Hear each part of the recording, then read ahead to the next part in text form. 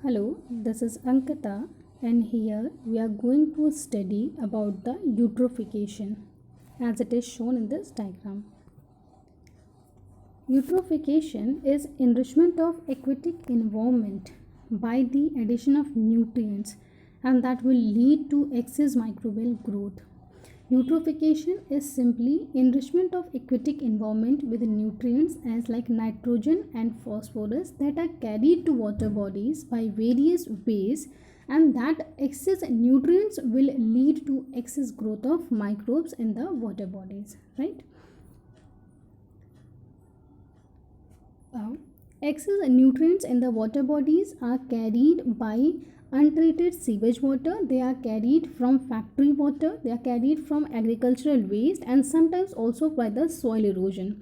All the nutrients which are in excess in the water bodies, they will lead to excess growth of microbes as algae, diatoms, and dinoflagellates.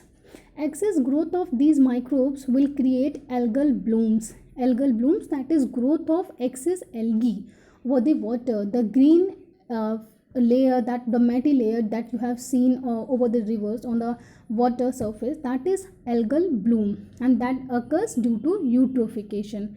That resembles level of pollution. If there is more and more algal bloom, of course there is very much pollution.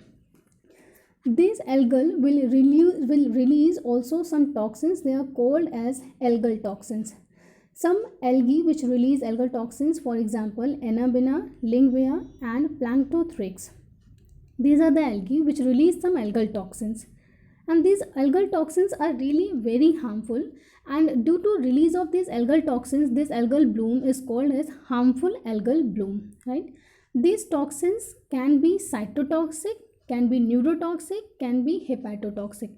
They will lead to death of the particular organism whichever feed on these algal blooms, whichever feed on this water actually, right? For example, fishes, turtles, crabs, etc., which are present in the water, they will get contaminated, they will get uh, malnutrited with this particular toxic effect, right? So of course it will lead to their death, and by the food chain it will transfer to other organisms. From the fishes or from the seafood, these toxins will transfer to humans also, and it will show their effects also over there also, right?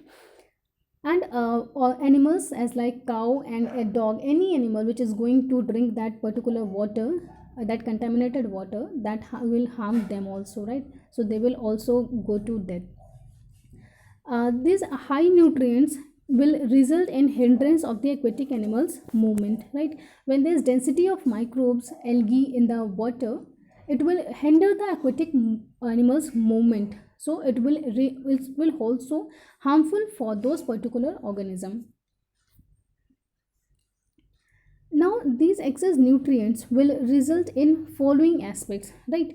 For it will these excess nutrients will lead to excess growth of diatoms, dinoflagellates, and algae. When there is excess growth of these microbes, there will be a mat like covering on the surface of the water. Due to that mat like covering, sunlight won't able to penetrate the water, and the moment when sunlight is not going to penetrate the water, the aquatic plants present under the surface, present under the water, they will also die due to lack of sunlight. Animals are dying due to algal toxins, and these plants are dying due to lack of sunlight. So there will be increase in number of decomposers. They decompose these all dead remnants, right? The moment when decomposers will increase, biological oxygen demand will also increase, right? Because these microbes require oxygen for their survival. They are oxic microbes. And as biological oxygen demand will increase, oxygen level in the water that would reduce, and with a reduce in oxygen level, of course aquatic animals will again die, right? So BOD is directly proportional to pollution. There is more pollution, BOD will increase. Where there will be less pollution, BOD will decrease, because less pollution means less microbes are there, less decomposers are there, so oxygen level won't reduce in the water.